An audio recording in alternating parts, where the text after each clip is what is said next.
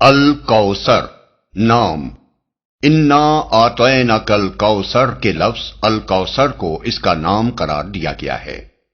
زمانہ نزول ابن مردوے نے حضرت عبداللہ بن عباس رضی اللہ عنہ، حضرت عبداللہ بن زبیر رضی اللہ عنہ اور حضرت عائشہ رضی اللہ عنہا صدیقہ سے نقل کیا ہے کہ یہ سورہ مکی ہے۔ کلبی اور مقاتل بھی اسے مکی لکھتے ہیں اور جمہور مفسرین کا قول بھی یہی ہے، لیکن حضرت حسن بصری، اکرمہ، مجاہد، قتادہ اس کو مدنی قرار دیتے ہیں۔ امام سیوطی نے اتقان میں اسی قول کو صحیح ٹھہرایا ہے اور امام نووی نے شرح مسلم میں اسی کو ترجیح دی ہے۔ وجہ اس کی وہ روایت ہے جو امام احمد، مسلم، ابو داود، نسائی، ابن ابی شیبہ، ابن المنذر، ابن مردوے اور بیہقی وغیرہ محدثین نے حضرت انس بن مالک سے نقل کی ہے کہ حضور صلی اللہ علیہ وسلم ہمارے درمیان تشریف فرما تھے، اتنے میں آپ پر کچھ اونگ سی طاری ہوئی، پھر آپ نے مسکراتے ہوئے سر مبارک اٹھایا۔ بعض روایات میں ہے کہ لوگوں نے پوچھا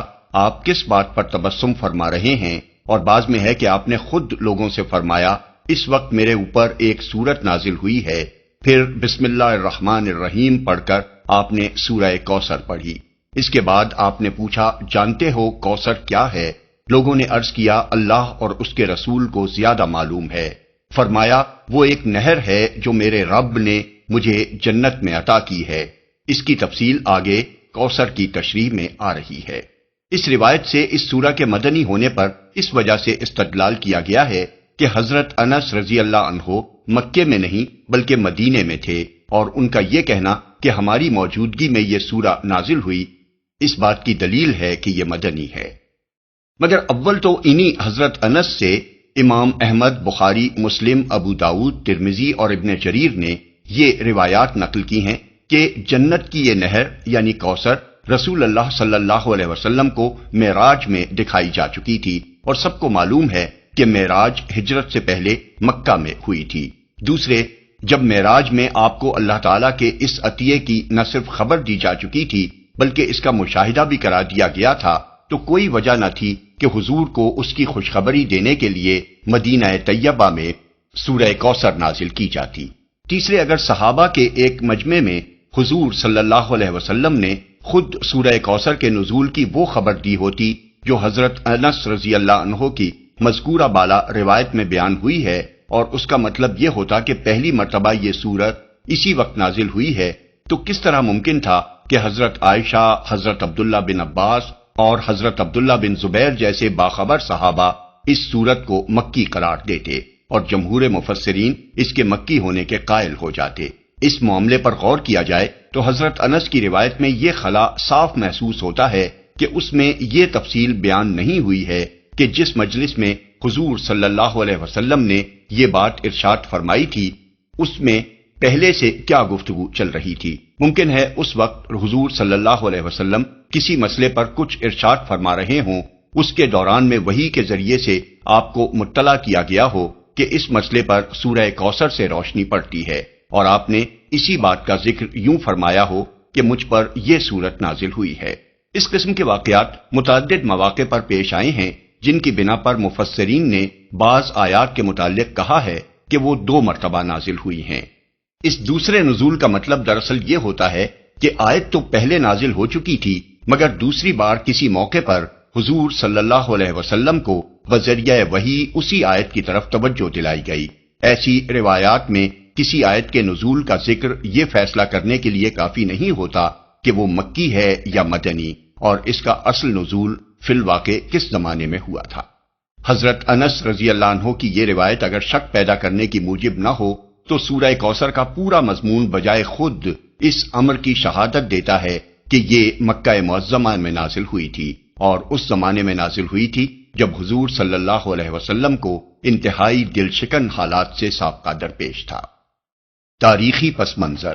اس سے پہلے سورہ ضحیٰ اور سورہ الم نشرہ میں آپ دیکھ چکے ہیں کہ نبوت کے ابتدائی دور میں جب رسول اللہ صلی اللہ علیہ وسلم شدید ترین مشکلات سے گزر رہے تھے، پوری قوم دشمنی پر تلی ہوئی تھی، مزاحمتوں کے پہاڑ راستے میں حائل تھے، مخالفت کا طوفان ہر طرف برپا تھا، اور حضور صلی اللہ علیہ وسلم اور آپ کے چند مٹھی بھر ساتھیوں کو دور دور تک کہیں کامیابی کے آثار نظر نہیں آتے تھے، اس وقت آپ کو تسلی دینے اور آپ کی ہمت بندھانے کے لیے اللہ تعالیٰ نے متعدد آیات نازل فرمائیں۔ سورہ ضحیٰ میں فرمایا وَلَلْآخِرَةُ خَيْرٌ لَكَ مِنَ الْأُولَىٰ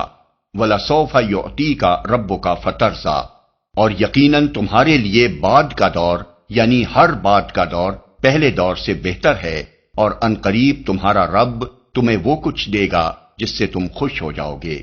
اور علم نشرح میں فرمایا کہ وَرَفَعْنَا لَكَ ذِكْرَكَ، اور ہم نے تمہارا آوازہ بلند کر دیا، یعنی دشمن تمہیں ملک بھر میں بدنام کرتے پھر رہے ہیں، مگر ہم نے ان کے علی الرغم تمہارا نام روشن کرنے اور تمہیں ناموری عطا کرنے کا سامان کر دیا ہے۔ اور فَإِنَّ مَعَ الْعُسْرِ يُسْرًا إِنَّ مَعَ الْعُسْرِ يُسْرًا، پس حقیقت یہ ہے کہ تنگی کے ساتھ فراخی بھی ہے، یقیناً تنگی کے ساتھ فراخی بھی ہے، یعنی اس وقت حالات کی سختیوں سے پریشان نہ ہو، ان قریب یہ مصائب کا دور ختم ہونے والا ہے اور کامیابیوں کا دور آنے ہی والا ہے۔ ایسے ہی حالات تھے جن میں سورہ کوثر نازل کر کے اللہ تعالیٰ نے حضور صلی اللہ علیہ وسلم کو تسلی بھی دی اور آپ کے مخالفین کے تباہ و برباد ہونے کی پیشن گوئی بھی فرمائی۔ قریش کے کفار کہتے تھے کہ محمد صلی اللہ علیہ وسلم ساری قوم سے کٹ گئے ہیں اور ان کی حیثیت ایک بے کس اور بے یار و مددگار انسان کی سی ہو گئی ہے۔ اکرمہ کی روایت ہے کہ جب حضور صلی اللہ علیہ وسلم نبی بنائے گئے اور آپ نے قریش کو اسلام کی دعوت دینی شروع کی تو قریش کے لوگ کہنے لگے بطر محمد منا، ابن جریر یعنی محمد اپنی قوم سے کٹ کر ایسے ہو گئے ہیں جیسے کوئی درخت اپنی جڑ سے کٹ گیا ہو، اور متوقع یہی ہو کہ کچھ مدت بعد وہ سوکھ کر پیوند خاک ہو جائے گا۔ محمد بن اسحاق کہتے ہیں کہ مکہ کے سردار عاص بن وائل سہمی کے سامنے جب رسول اللہ صلی اللہ علیہ وسلم کا ذکر کیا جاتا تو وہ کہتا اجی چھوڑو انہیں، وہ تو ایک ابتر یعنی جڑ کٹے آدمی ہیں، ان کی کوئی اولاد نرینہ نہیں، مر جائیں گے تو کوئی ان کا نام لیوا بھی نہ ہوگا۔ شمر بن عطیہ کا بیان ہے کہ عقبہ بن ابی معیط بھی ایسی ہی باتیں حضور صلی اللہ علیہ وسلم کے متعلق کہا کرتا تھا۔ ابن جریر۔ ابن عباس کی روایت ہے کہ ایک دفعہ کعب بن اشرف مدینے کا یہودی سردار مکے آیا تو قریش کے سرداروں نے اس سے کہا کہ بھلا دیکھو تو صحیح اس لڑکے کو جو اپنی قوم سے کٹ گیا ہے اور سمجھتا ہے کہ یہ ہم سے بہتر ہے، حالانکہ ہم حج اور صدانت اور سقایت کے منتظم ہیں۔ بزار۔ اسی واقعے کے متعلق اکرمہ کی روایت ہے کہ قریش والوں نے حضور صلی اللہ علیہ وسلم کے لیے السنبور المنبتر من قومہ کے الفاظ استعمال کیے تھے، یعنی کمزور، بے یار و مددگار اور بے اولاد آدمی جو اپنی قوم سے کٹ گیا ہے۔ ابن جریر۔ ابن سعد اور ابن عساکر کی روایت ہے کہ حضرت عبداللہ بن عباس رضی اللہ عنہ نے فرمایا کہ رسول اللہ صلی اللہ علیہ وسلم کے سب سے بڑے صاحبزادے قاسم رضی اللہ عنہ تھے، ان سے چھوٹی حضرت زینب رضی اللہ عنہا تھیں، ان سے چھوٹے حضرت عبداللہ رضی اللہ عنہ تھے، پھر الگ ترتیب 3 صاحبزادیاں ام کلثوم رضی اللہ عنہا، فاطمہ رضی اللہ عنہا اور رقیہ رضی اللہ عنہا تھیں۔ ان میں سے پہلے حضرت قاسم کا انتقال ہوا، پھر حضرت عبداللہ نے بھی وفات پائی۔